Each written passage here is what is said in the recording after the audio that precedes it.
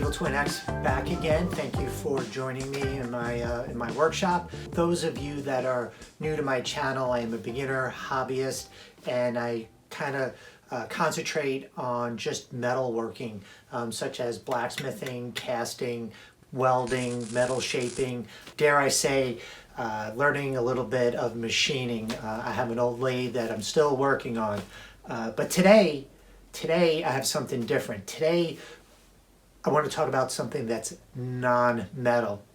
I always say, get out to your shop, make something in metal. In a world of plastic, do something in metal. Today I have something different, and let me show you.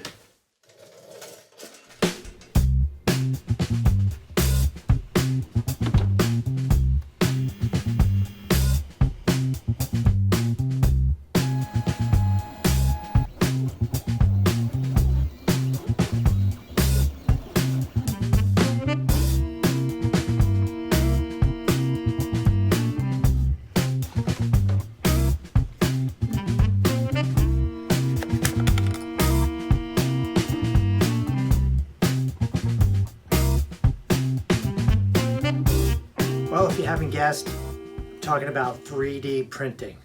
Making something out of plastic is literally the antithesis of metalworking.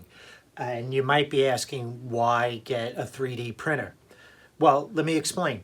I'm a maker. I love to build things, fix things, create things, and a 3D printer just fits right into that mindset. Yes, you can print out millions of things from Thingiverse that are trinkets and whatnot. Some of them are useful, some of them not. Yes, I've done my share of printing a lot of that stuff out, but I've also created useful things using Tinkercad, and I've also used this to make replacement plastic parts. Inevitably, a 3-cent plastic piece will fail on something that you own and render that $60, $70, $100, whatever it is, useless or highly annoying to use, whether it's a broken hinge or some sort of plastic hook. These are great to help alleviate that problem. So one of the main reasons why I wanted a 3D printer is to actually help in one of my metal fabrication hobbies, specifically backyard foundry or casting aluminum. So far I've only done lost foam casting, and I am looking forward to trying lost PLA and creating patterns, which would, using a 3D rendering program such as Tinkercad, I can do split patterns a lot easier than making them out of wood. So that's where this 3D printer I'm hoping to utilize is in the metal casting.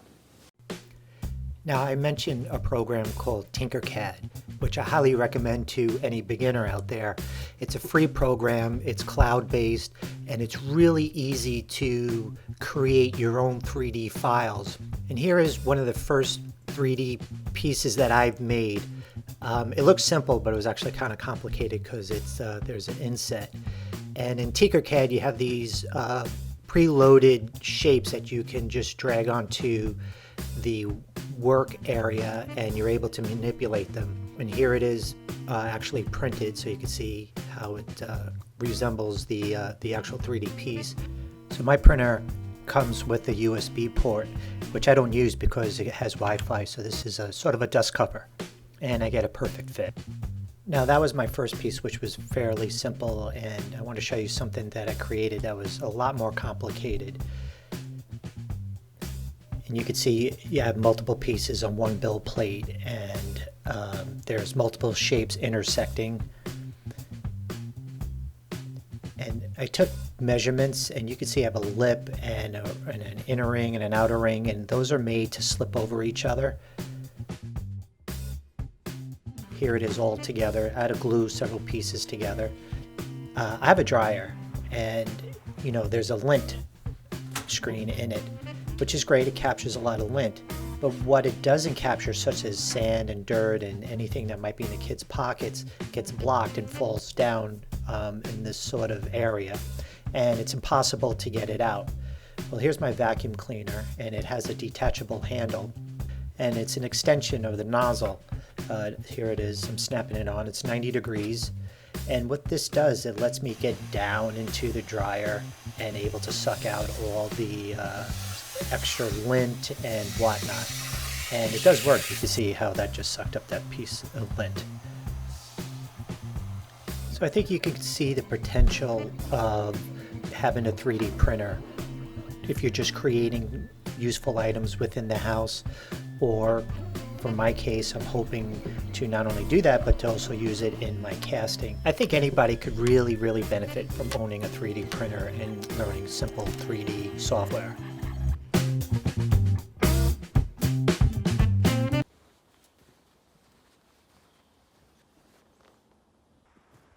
So you can see there's a lot of snow. This is the area I normally do my casting in, and snow and molten aluminum don't go very well together. So it's on hold for now.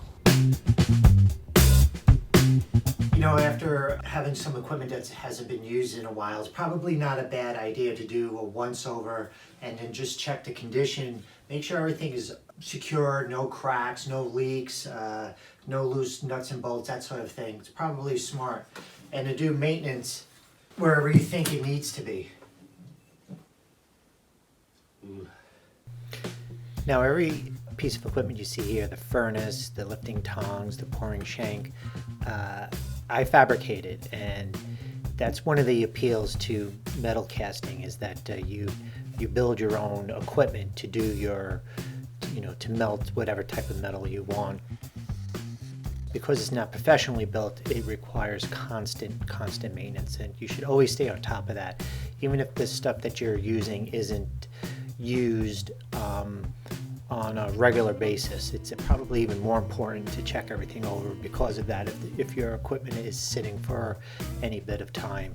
And this is my burner that I built, pretty proud of that. These are my lifting tongs. It's important to make sure those nuts and bolts are tight. And this is my overly complicated pouring shank. Another thing I have to do is do an inventory on my supplies. I'm not even quite sure what I have. Like, I don't even know what's in those boxes. Ooh, that's cool. I totally forgot I had that.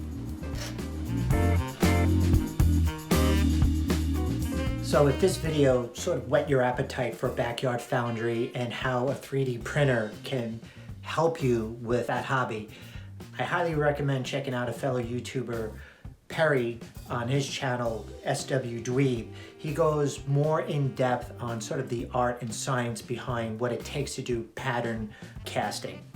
It's where I get a lot of my information from.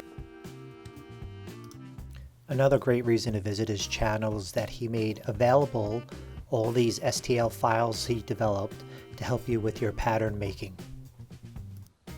Okay, so until the snow melts, I am going to be doing some maintenance on my equipment, inventorying my supplies to see exactly what I have and what I can use for pattern making. And I'm also going to be printing out some patterns. All right, I think that is going to do it for this video. Once again, thanks for showing up. Please like, comment, and subscribe. It really helps me out a ton. Evil Twin X saying, print something in plastic so you could turn it into metal. Yeah.